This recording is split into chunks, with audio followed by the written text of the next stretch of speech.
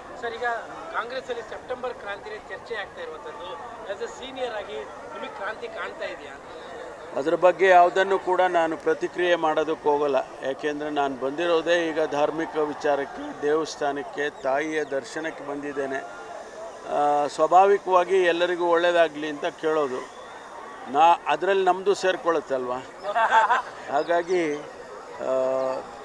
ರಾಜಕೀಯದ ವಿಚಾರಗಳನ್ನು ಇಲ್ಲಿ ಮಾತನಾಡೋದು ಅಷ್ಟೊಂದು ಸಮಂಜಸ ಅಲ್ಲ ಅಂತೇಳಿ ನನಗೆ ಅನಿಸುತ್ತೆ.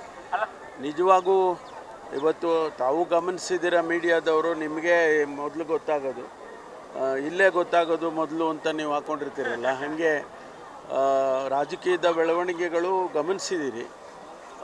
ಎಲ್ಲವೂ ಒಳ್ಳೆಯದಲ್ಲಿ ಸುಖಾಂತಿ ಆಗುತ್ತೆ ಅಂತ ಹೇಳಿ ನನಗನ್ಸುತ್ತೆ. ಅವರು ಮೊದಲು ಹೇಳಿದ್ದಾರೆ. ಅಲ್ಲಿಗೆ ಎಲ್ಲವೂ ಕೂಡ ಒಂದು ರೀತಿಯಲ್ಲಿ ಕ್ಲಿಯರ್ ಆದಂಗೆ ಆಯ್ತಲ್ಲ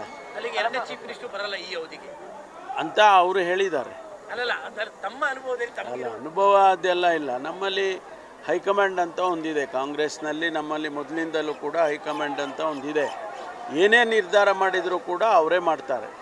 ಈಗ ಮುಖ್ಯಮಂತ್ರಿಗಳು ಈಗಾಗಲೇ ಹೇಳಿದ್ದಾರೆ, ನಂದಿಬೆಟ್ಟದಲ್ಲಿ ಭೋಗನಂದೇಶ್ವರ ದೇವಸ್ಥಾನದ ಮುಂದೆ ಅವತ್ತು ಹೇಳಿದರು.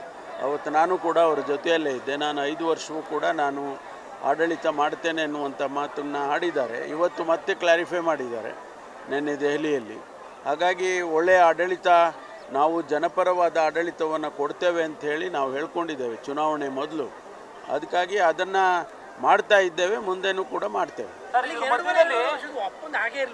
ನಮಗೆ ಗೊತ್ತಿಲ್ಲ ಅದೆಲ್ಲ ನಮ್ಮವರೆಗೂ ಬರಲೇ ಇಲ್ಲ. ಅದು ನಮ್ಮ ತನಕ ಯಾರಾದರೂ ಬಂದು ಹೇಳಿದರೆ, ನಮ್ಮ CLP ಸಭೆಯಲ್ಲಿ ನಮ್ಮ ಜನರಲ್ ಸೆಕ್ರೆಟರಿಗಳು ಬರ್ತಾರೆ, ಅನೇಕ ಸಂದರ್ಭದಲ್ಲಿ ಸಭೆ ಮಾಡಿದ್ದಾರೆ. ಅವ್ರು ಯಾರಾದರೂ ಹೇಳಿದರೆ ಬಹುಶಃ ಈ ಗೊಂದಲನೂ ಕೂಡ ಆಗ್ತಾ ಇರಲಿಲ್ವೋ ಏನೋ.